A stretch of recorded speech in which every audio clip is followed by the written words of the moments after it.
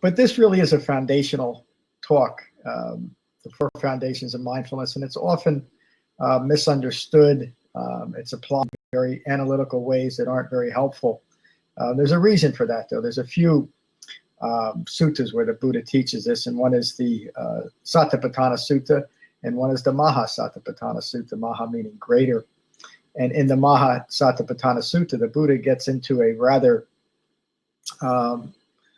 long discourse about being mindful of different types of breaths, and then being mindful of different bodily actions and bodily functions.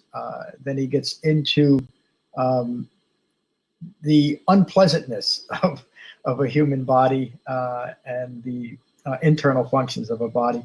And many have taken that to mean that we should meditate on these different things, but that really is contemplation.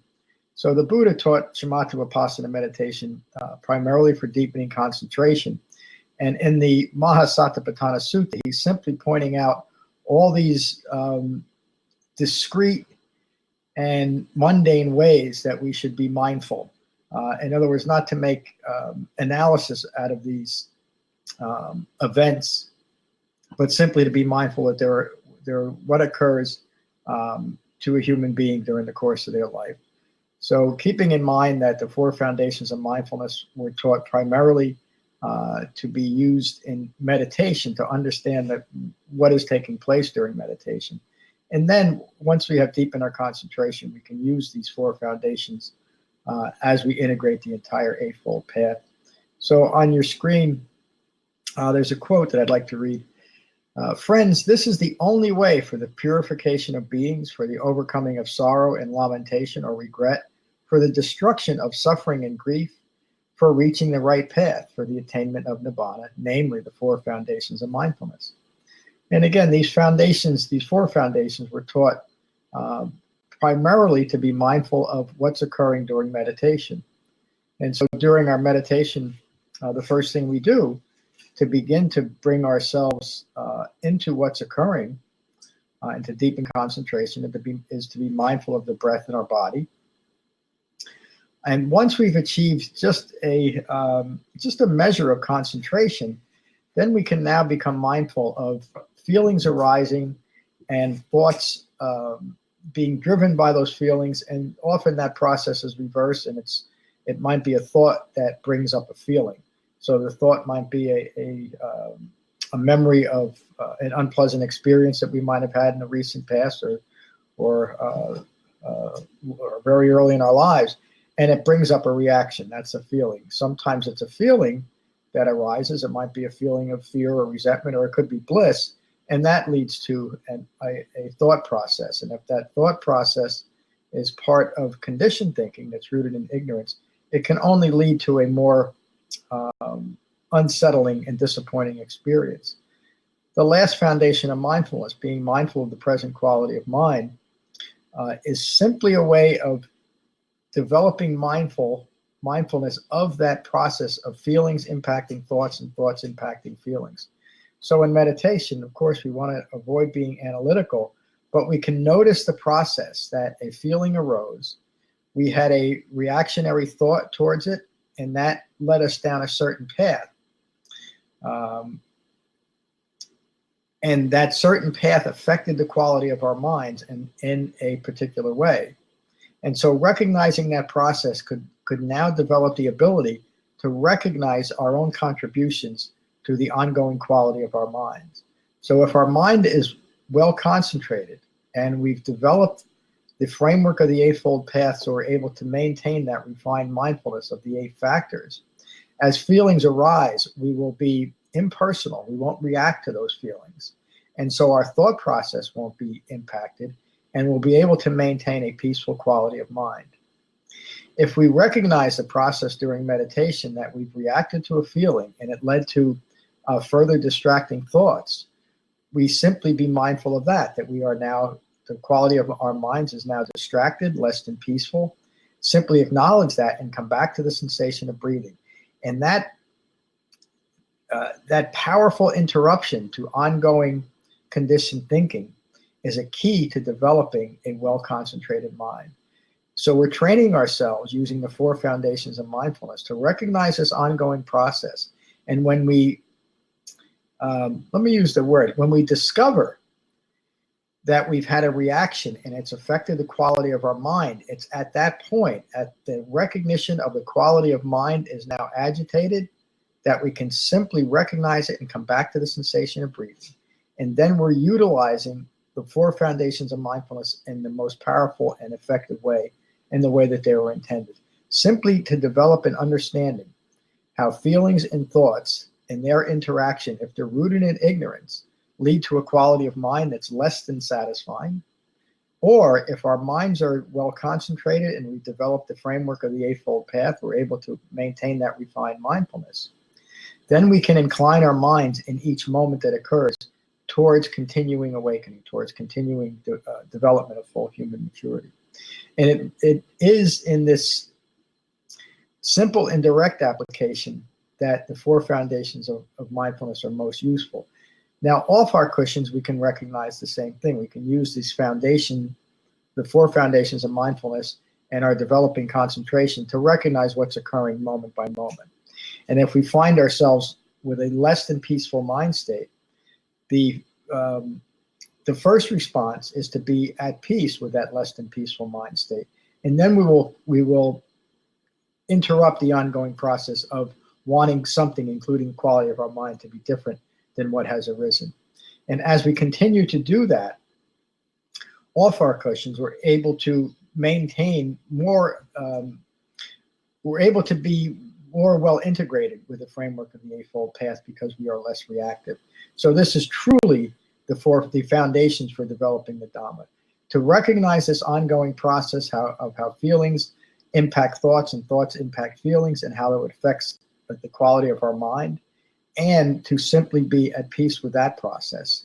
If we start reacting to the present quality of our mind, we're just continuing down a word that I used with Lynn, I think it was earlier in the week, continuing down the rat hole or the rabbit hole, and furthering confusion, delusion, and suffering.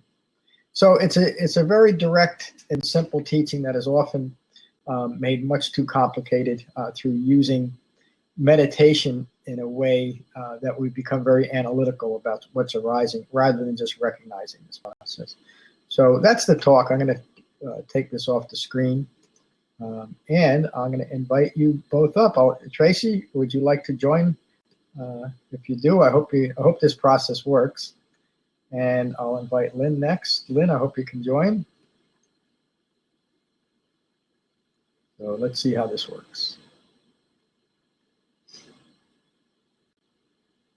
I wonder if you folks are having, there I am. There you are. Good morning. Afternoon, I should say. Well, you know what? I forgot to put my headphones on.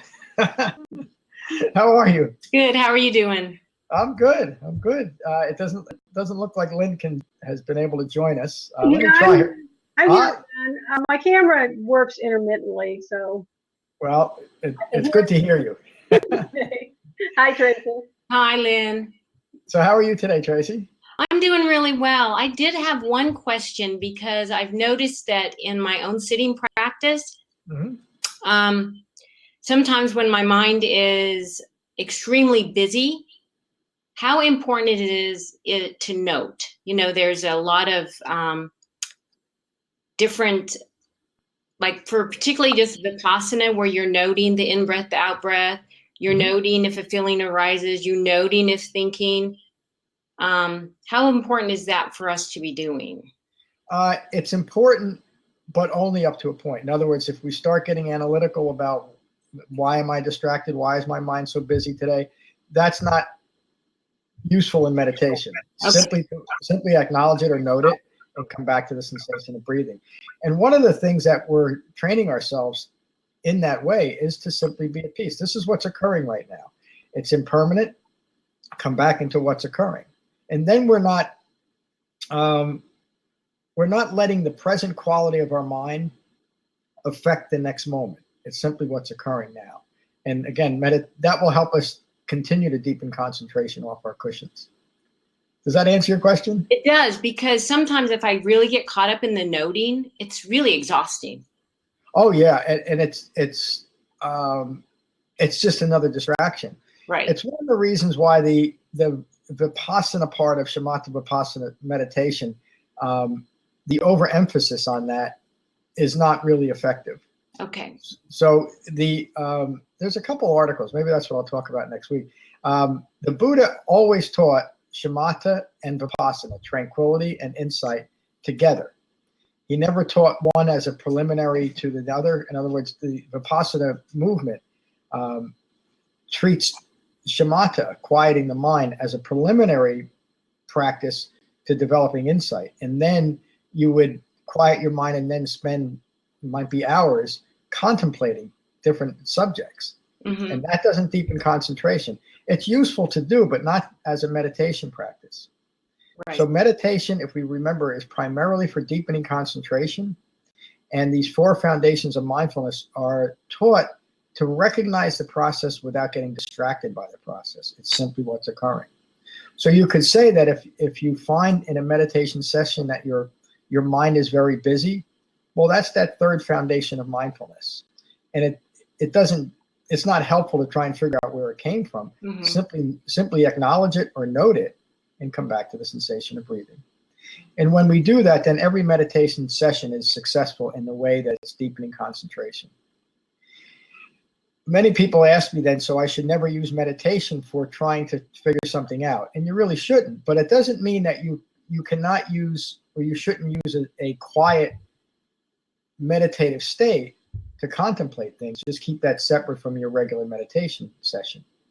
In other words, if you have a troubling mind state or a troubling idea or something you're just trying to figure out, it's good to use shamatha vipassana meditation to quiet your mind, and then consider what's going on there. And you can use the object of your meditation then within this framework and notice how it might be changing the quality of your mind. And then we're using it appropriately. But again, that shouldn't be your regular meditation practice. It should be something in addition to a regular meditation practice. Great question. Well, thank you. That's very helpful to me. Yeah, and again, it's one of the kind of the common misunderstandings of meditation, modern meditation, is that we should use it in that analytical way. And again, when we're using it that way, we're losing the point of deepening concentration. Mm-hmm. Yeah, good question. Tracy, do you have any questions or comments? You mean Lynn? I'm sorry. I only see Lynn on screen. So, Lynn, I'm glad you could join. I do have a question. Here's what happens frequently when I meditate, and I use your recorded meditation because I like the 5-minute callbacks. Mm-hmm. And frequently, I won't hear the callbacks at all. I won't be cognizant of your voice until, like, when you speak for a long period of time on the last callback. Mm-hmm. And that gets my attention. And sometimes I'll hear every callback that you do. And when I recognize your voice, when I hear the callback, I'm not aware that I had been lost somewhere thinking about something, but I also recognized that I wasn't fully focused on inhaling and exhaling. Mm-hmm. So how do I know where I was?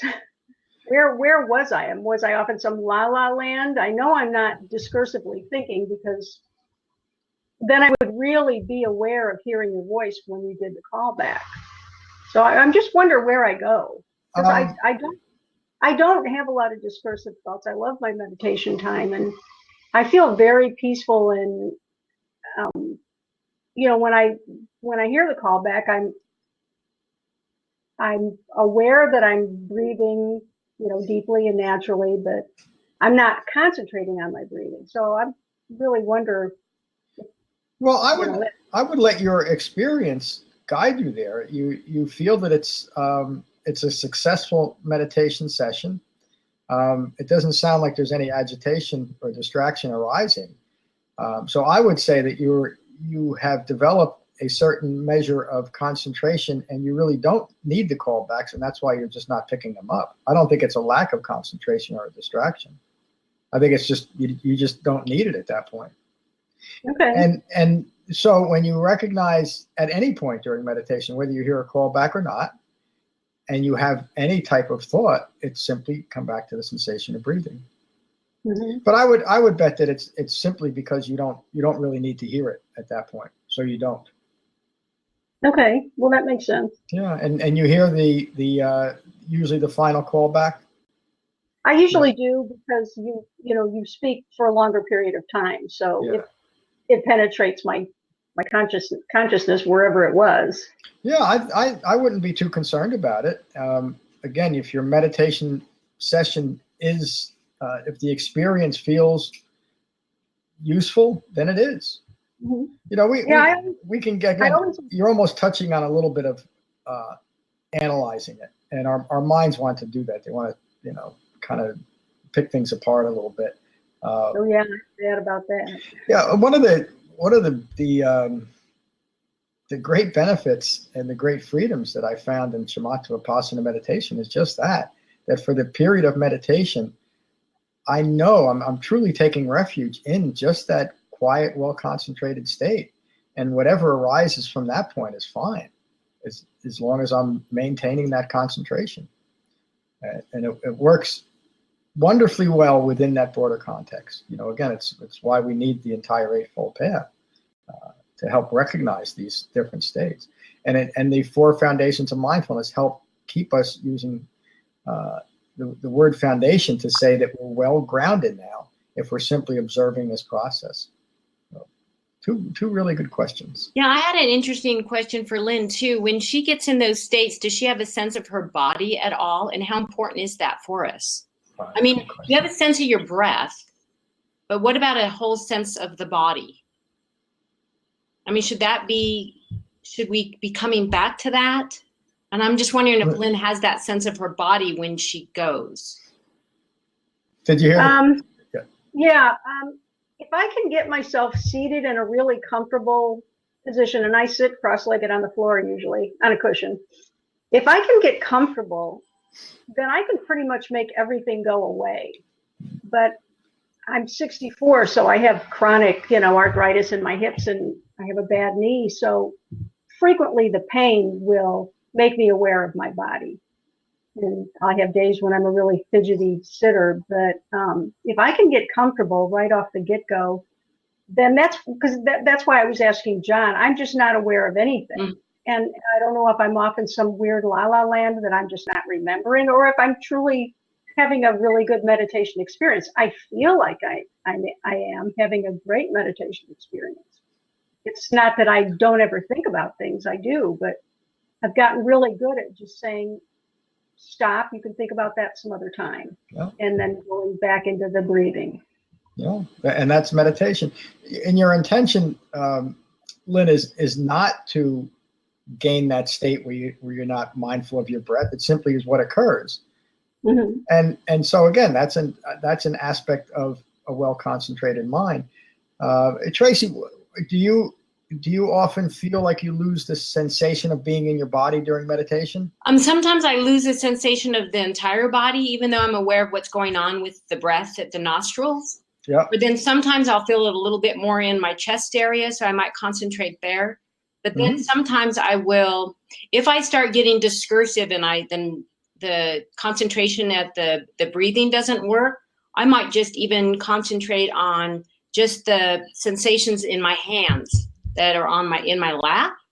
Yeah. So then that brings me into the whole body, and then I can go back to the breath pretty easily after a minute or two. Yeah, I think that's the proper application of this meditation too. Okay. It's what I've found as concentration deepens. Let me go back just a little bit to something we've talked about in the past. The 5 clinging aggregates. The first aggregate is form. And as we deepen our concentration, one of the things that we're also doing is interrupting the constant moment-by-moment self-referential views that maintain those 5 aggregates clinging together. Mm-hmm. In other words, we're diminishing the soul identification of my body as me. Right. And as we're deepening our concentration simply on our breath, that identification is falling away. Okay. And it's another sign of deepening concentration where you're able to be mindful only of your breath, and you aren't aware in that moment of anything going on physically or even through the rest of the 5 clinging aggregates of feelings, perceptions, mental fabrications. They tend to fall away because those are things that come up typically in a distracted mind. Okay. And they come up as distraction or useful to maintain a distraction. So again, I think it's really an interesting discussion that we had, because both of what you're talking about points back to the 4 foundations of mindfulness and using meditation properly. So good for you. Thanks, John. Oh, thank you. It's really a wonderful discussion today, and really what I hope that we could do online, and it's working very well. Very similar to what I do in my center at our classes, having a very useful Sangha discussion as part of the class. So thank you. Thank you. I put up there in that little chat window, if there's any topics that you'd like discussed in the future, just let me know, and I'd be happy to do that. Are there any other questions about today's topic or anything else? I'm good. Okay, so let's meditate, and I'll ask you back on screen after we're done just to see if there's anything else, and then we'll finish with metta. So I'll take you off screen for the meditation. Take care, Tracy. See you, Lynn. So we'll have a 20-minute shamatha vipassana meditation session. So gently close your eyes and gently close your mouths. And again, holding your back straight but not stiff. Your ears aligned with your shoulders, nose aligned with your navel. But holding yourselves very loosely, very gently, very lovingly.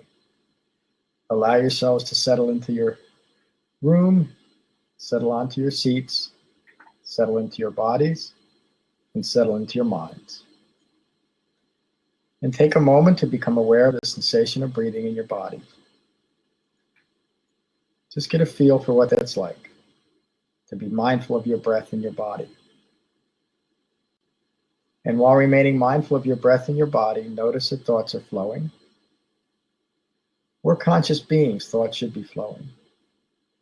The purpose of shamatha vipassana meditation is to not be distracted by our own thoughts.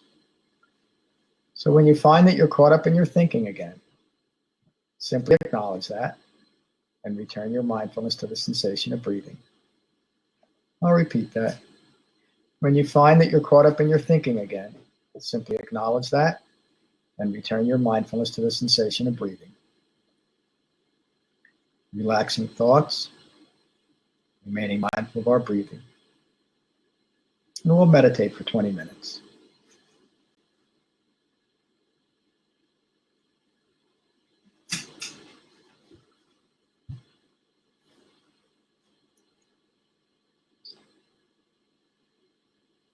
Go lay down.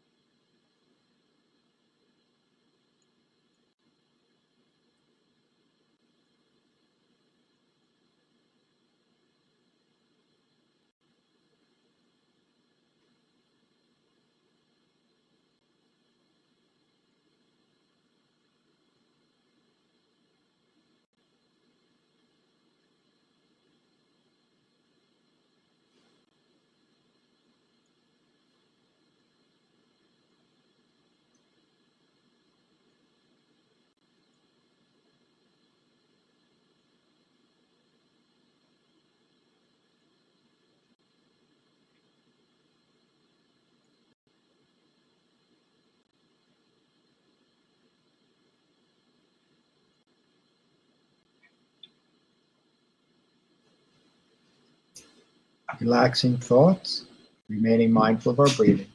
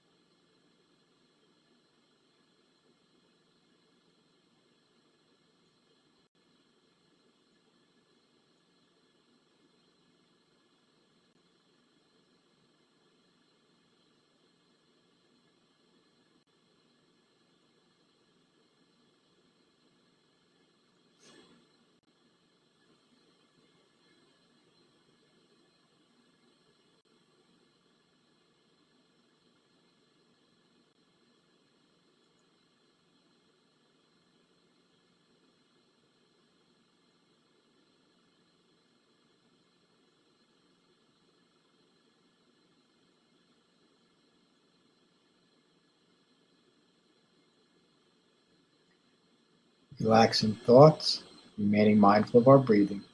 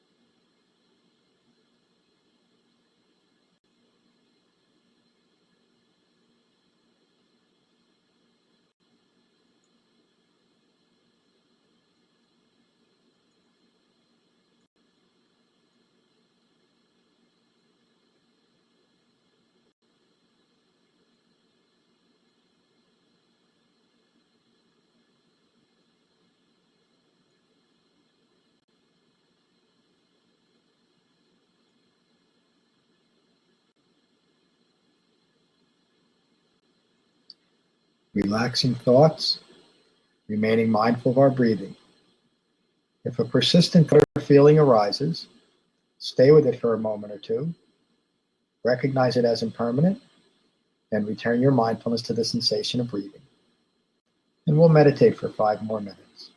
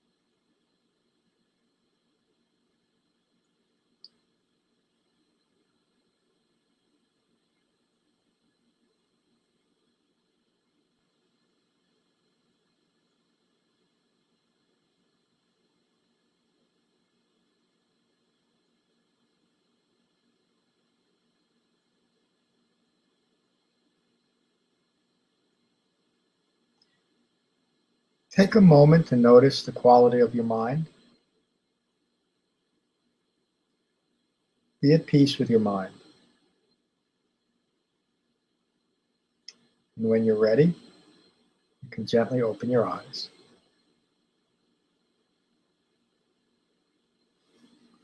So that last instruction, notice the quality of your mind, refers to that 4th foundation of mindfulness. So during our meditation session, we've been dispassionately mindful of feelings arising and feelings impacting thoughts and vice versa. And we've developed the ability to notice how that interaction affects the quality of our mind. And whatever quality of mind we're experiencing in the moment, we simply are at peace with that. And we understand the impermanence of all mind states. So I'd like to invite you both back on screen. I know last week this didn't work very well, but I'm going to try it again. And then we'll finish with Meta. So Tracy, I hope you can get back on screen with us. And Lynn. I'm not sure if that one too. Yeah, it worked, John. There's Lynn. Tracy couldn't get back on. Try it again, Tracy. Tracy, scroll down underneath John's image because the pop-up invite box doesn't come up in the same place. There we go. Okay, Thank I hope you. I'll That was remember. helpful. Yeah, I got to remember to give that instruction too. So how was that meditation? Very nice. I think the key word that you said that just hit for me was dispassion, that dispassionate awareness. And I think that's key for me. It's key. It's key to the Dharma. Yeah. And Lynn, how about? Oh, I'm getting a lot of feedback.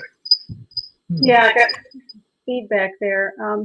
I noticed that when I meditate and I'm having a lot of thoughts and I can't empty my mind, if I open my eyes and just stare at a spot on the floor, I can control that goofy mind better. And then I can, once I get my mind to quiet down, then I can close my eyes again. But if I go off into dispersive thoughts with my mind, with my eyes closed, I have a hard time controlling that. No, that's interesting, but it's also very useful. You know, if you find that that's what works for you, that's fine to do that. In fact, there's a Zazen. Most Zen meditation practices are taught with your eyes slightly open.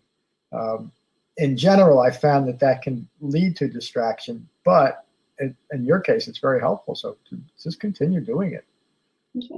It really it works. So, and it's not a distraction for you. So that's great.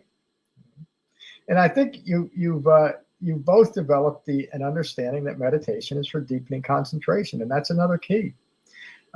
This week's article, I don't know if you noticed it, in the talks that I'm giving in Frenchtown on Tuesdays and this coming Saturday, is on the wisdom of restraint, and it refers to 4 different suttas. It's kind of a long article, but I think I'll teach that next week too. And last night's talk is up. I think it's another key teaching that's important to develop. So something to look forward to. Any other questions? I don't know why I'm having this feedback here, but we'll finish with Meta, and I hope that I can do it with this microphone. We'll see what the problem is, but the technology is working pretty good, and it's such a pleasure to see you both on Wednesdays. So we're developing a nice intimate sangha here. So. Again, any questions or comments before we go? No, I'm good. Thank you so much, John. Yeah. You're welcome. Good to see you. Good to see you too. All right, so we'll finish with Meta. I'll take you off screen, and I hope to see you next week. Take care, Tracy. See you, Lynn. Bye-bye. So we'll finish with the Buddha's words on Meta from the Karaniya Metta Sutta. And as you know, the Metta is both an aspiration for those of us engaging with the Eightfold Path and an expression of an awakened, fully mature human being. And these are the Buddha's words on Metta. This is what should be done by one who is skilled in goodness and who knows the path of peace. Let them be able and upright, straightforward and gentle in speech, humble and not conceited, contented and easily satisfied, unburdened with duties and frugal in their ways, peaceful and calm and wise and skillful, not proud or demanding in nature. Let them not do the slightest thing that the wise would later reprove. Wishing, in gladness and in safety, may all beings be at ease.